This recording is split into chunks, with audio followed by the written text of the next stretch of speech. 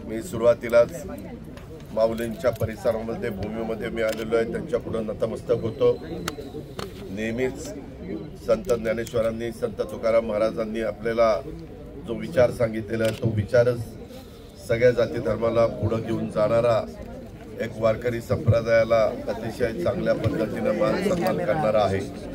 आज मला थोडासा उशीर झाला, त्याबद्दल दिलगिरी व्यक्त करतो, पण आज अतिशय महत्त्वाचे कार्यक्रम खेड विधानसभा मतदारसंघामध्ये आयोजित करण्यात आलेले आहेत। त्याच्यातला पहिलाच कार्यक्रम आपण आळंदी नगर परिषदेची शाळा क्रमांक 4 इमारत हे त्या ठिकाणी जवळपास 5 कोटी किमतीचं आपण त्या ठिकाणी बांधतोय आणि त्याच्यामध्ये अजून काही मदत लागेल का याच्यात?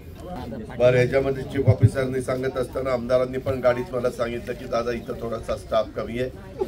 मी दुपारीच आयुक्त सूरज मांढरे आणि आपले सचिव या दोघांना सूचना देतो, काही ठिकाणी स्टाफ जास्त असेल तो इकडे डायव्हर्ट करायला सांगतो।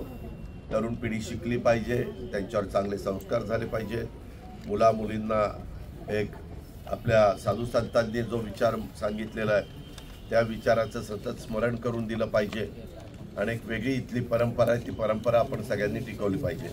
आज इथं आल्यानंतर मला बाबांनी पण सांगितलं, कांबळेंनी, इथं काहीतरी हॉकर्सच्या संदर्भातली एक निवडणूक झाली, त्याच्यात आमचा एक दिव्यांग आणि बाकीचे 5 सहकारी संतोष सोनवणे, ज्ञानेश्वर भोसले, मंचक यादव, सुनीता टुबे, गणेश काळे आणि काजल घोडके हे आमचे 6 जण तिथं निवडून आलेले आहेत।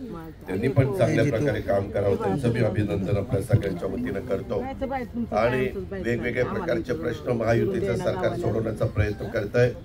लाडकी माझी बहीण, मुख्यमंत्री माझी लाडकी बहीण ही योजना तर अतिशय पॉप्युलर झालेली आहे। जाईल तिथं महिला भेटतात, आनंदाने सांगतात की आम्हाला आमच्या खात्यामध्ये पैसे आले। शेवटी गरीब वर्गाला जास्तीत जास्त मदत करण्याची भूमिका आमच्या महायुतीची आहे आणि त्याच्यातनंच आम्ही वीज माफीचा निर्णय शेतकऱ्यांच्या बाबतीत घेतला, त्याच्यामध्ये लाडकी बहिणीचा निर्णय आम्ही घेतला, मुलींना मोफत शिक्षणाचा निर्णय घेतला, 3 गॅस सिलेंडर मोफत देण्याचा निर्णय आम्ही घेतला। जे ग्रॅज्युएट आहेत, डिप्लोमा धारक आहेत आणि जे 12वी झालेले आहेत त्यांना देखील प्रशिक्षण देण्याचा निर्णय घेतला, त्यांना आम्ही त्याच्यातनं मानधन पण देणार आहोत। असे बरेच चांगले निर्णय घेतलेले आहेत। तुम्ही सगळ्यांनी अनेक वर्ष मला पालकमंत्री म्हणून काम करण्याची संधी दिली।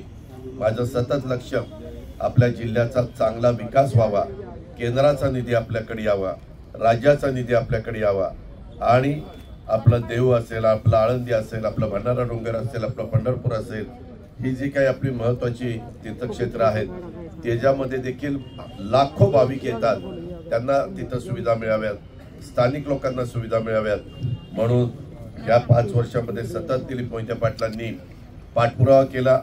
त्याच्यामुळेच आज अनेक गोष्टीचं आम्हाला भूमिपूजन आणि काही उद्घाटन करण्याची संधी मिळालेली आहे आणि त्याच्यातलं पहिले 5 कोटीचं काम आज तुमच्या सगळ्यांच्या साक्षीनं इथलं भूमिपूजन आम्ही केलेलं आहे। परंतु बारभाई तुम्ही तिथं आहात, पुढं आपल्याला आहे त्याच कॉन्ट्रॅक्टरला कंटिन्यू करून राहिलेली पण इमारत करता येईल का, सुप्रमा देता येईल का, ते तसा प्रस्ताव द्या। तुम्हाला हाय पॉवर कमिटीची मान्यता पाहिजे असेल तर ती पण मिळवून देईल। इतर पण काही निवेदन दिलेले आहेत, त्याची नोंद घेतली जाईल आणि त्याच्यातले पण प्रश्न जे कायदा सुव्यवस्थेचे असतील, जे इतर असतील, ते तुमचा लोकप्रतिनिधी या नात्याने मी आणि दिलीप मोहिते पाटील आम्ही मार्गी लावू। आपण सगळ्यांनी एकोप्याने राहावा, कुठेही तणाव येऊन देऊ नका। गणरायाचं अतिशय उत्साही स्वागत झालेलं आहे। बघता 11 दिवस झाल्यानंतर गणरायाला पण निरोप द्यायचा आहे, गणपती बाप्पा मोरया, पुढच्या वर्षी लवकर या।